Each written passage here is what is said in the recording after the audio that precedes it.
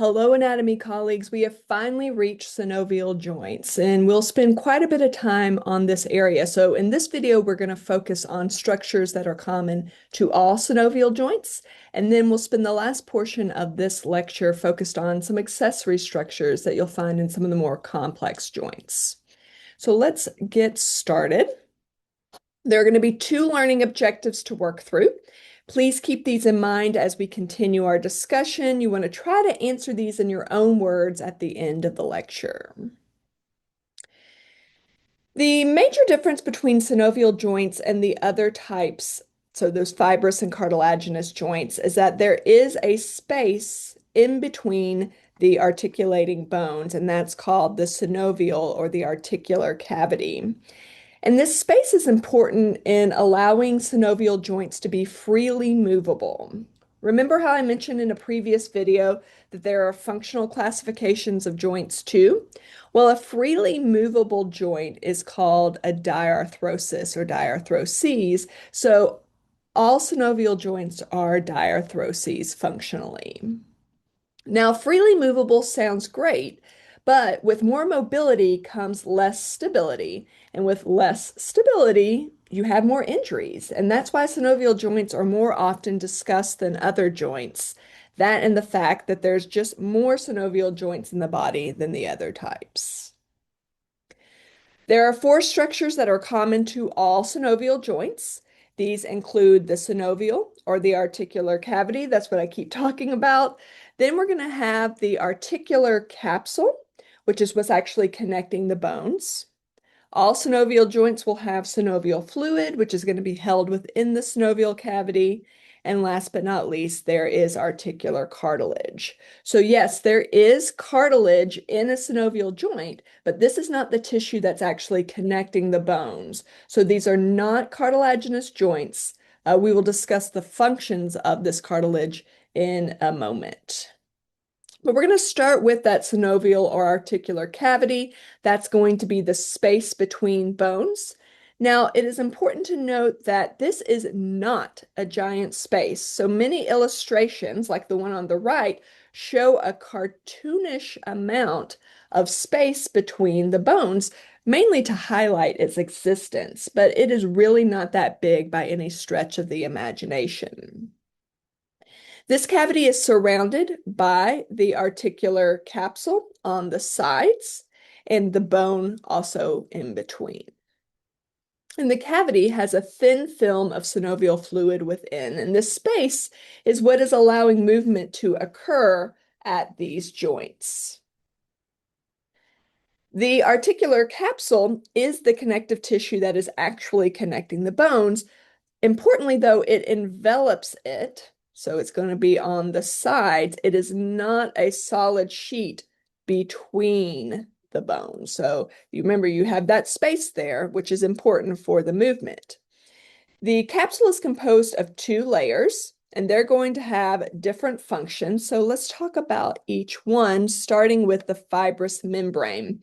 And this is going to be the outer layer. And it is usually composed of dense, irregular connective tissue. And it will actually attach the periosteum of the articulating bone to the other and will allow for a seamless connection between the two.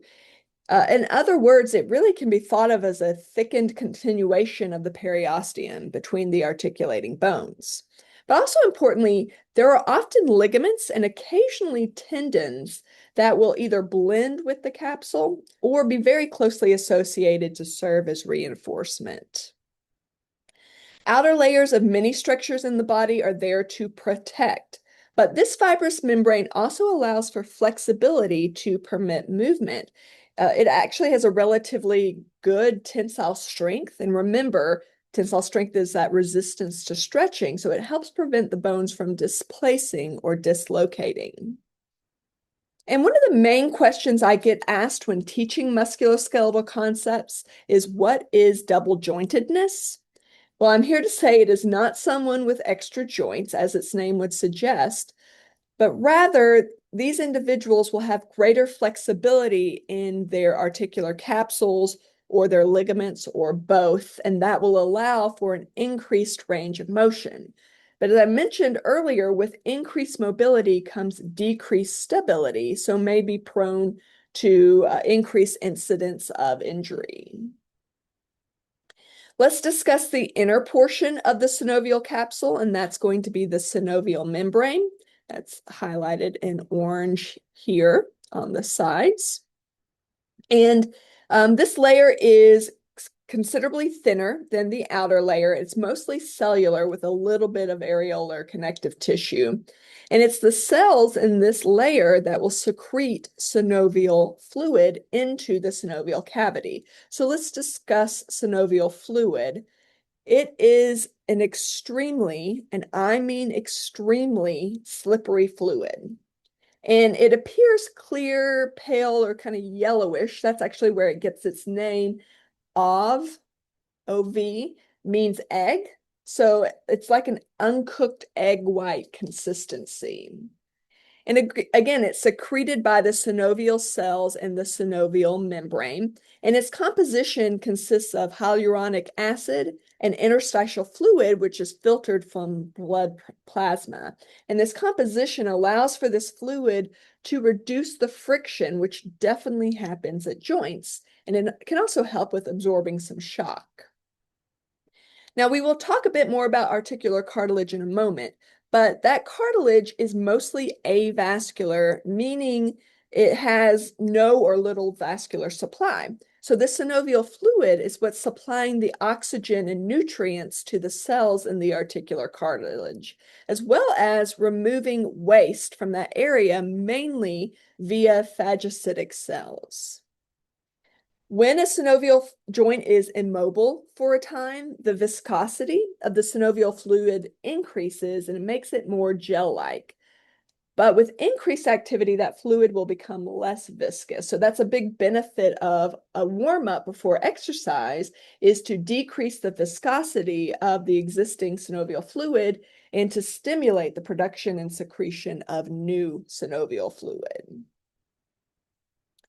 The last structure that is common to all synovial joints is articular cartilage, which is going to be composed of hyaline cartilage covering the surfaces of the articulating bones.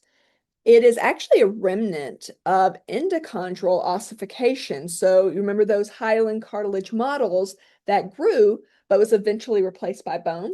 Well, a little bit of that cartilage is left on the ends of the bones. And this cartilage does not bind the bones. It is located on the ends of bones, but remember, it's that capsule that's actually attaching the bones to one another. Its main function is to reduce friction in the area between the bones during movement, and it will also absorb some shock. And it's this cartilage that will be the biggest concern in osteoarthritis, or that wear and tear type of arthritis, which we will discuss in an upcoming video. Let's move to accessory structures. And so these accessory structures are not present in every synovial joint like the structures that we just discussed.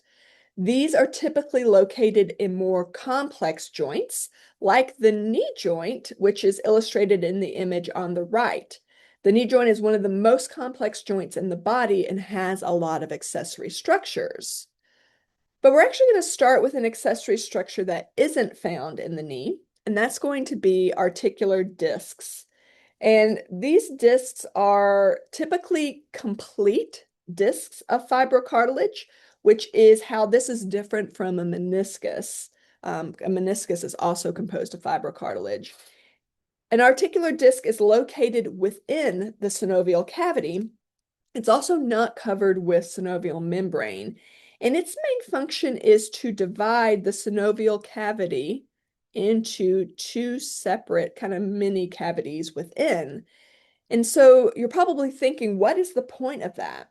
Well, it allows for separate movements to occur in the two cavities. And this is what happens in the temporomandibular joint, or the TMJ. That synovial cavity of the TMJ is split into a superior and an inferior portion. And so that's going to allow for separate sets of actions to occur in those subcavities. So more to come on those movements when we discuss the TMJ. Menisci are very similar to the articular disc as they're both composed of fibrocartilage, but a meniscus is an incomplete fibrocartilaginous disc. It does not go all the way around. They're typically a bit more crescent shaped. The main examples of menisci are in the knee. So there'll be two menisci that fit on the tibial condyles of the tibia. Those condyles are very shallow, and so these menisci allow for a slightly better fit of the tibia to the relatively large femoral condyles of the femur. Many sources note that menisci play a role in shock absorption, but many resources also argue that that isn't a core function. But I did put this here just to let you know that some believe that to be true. It does serve to redistribute the weight in that area so you have a greater contact surface. Labra or labrum, when we're talking about the singular, they're only located in ball and socket joints. So the shoulder and the hip joint, which is shown on the illustration on the right. The labra are composed of fibrocartilage as well. It's shaped like a little lip that is going to be around or it will extend from the edge of the socket portion of the ball and socket joint. So it helps to deepen the joint socket, which improves the fit in the area of contact with the bones of the joint. Last but not least are bursa, which are sac-like kind of lubricated structures that are similar in composition to a joint capsule. It's kind of like having little joint capsules found in different areas.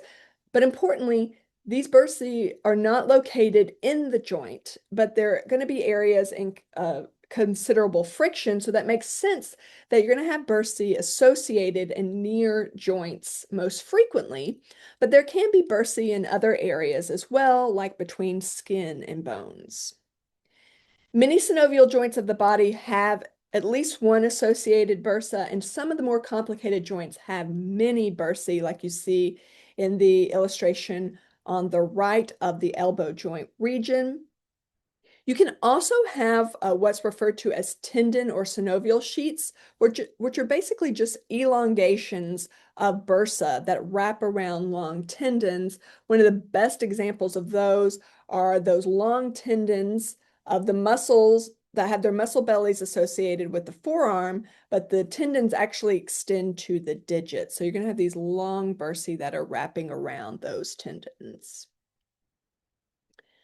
Bursitis, so these bursae can become inflamed, and that's going to be called bursitis. And that's typically caused by irritation that occurs because of repetitive actions, particularly if the action is greatly increasing the friction in that area. The major symptom is pain, but swelling can also be visible with bursitis. And with more advanced forms or chronic bursitis, this can reduce the range of motion. All right, excellent. We have reached the practice question. Again, this is another question that's a very similar style to what you might see on an assessment. So a patient visits your office due to continued pain in their knee region. It is decided that arthroscopic surgery is needed to explore the area with a focus on inspecting the incomplete fibrocartilaginous structures associated with the knee. What structures will be the focus here? So there are a couple of keys in the stem. Incomplete fibrocartilaginous, and the knee is another telling thing. So let's mark off all structures first and foremost that aren't fibrocartilage. And that would be articular cartilage. Articular cartilage is made up of hyaline cartilage, so that's not correct. And then bursae, that's not even cartilage at all, so not correct there. So we're left with articular discs, labra, and menisci. Well, there are no articular discs associated with the knee, so that's not correct. Labra are, and also articular discs are complete discs, not incomplete. Labra are only associated or only located in ball and socket joints. The knee is not a ball and socket joint. It is a modified hinge joint, so that's not correct, leaving us with E, menisci, to be our correct answer. The menisci are located in the knee, and they are incomplete fibrocartilaginous discs, and they're also often investigated in arthroscopic surgery. Excellent. Thank you so much for your time and attention here.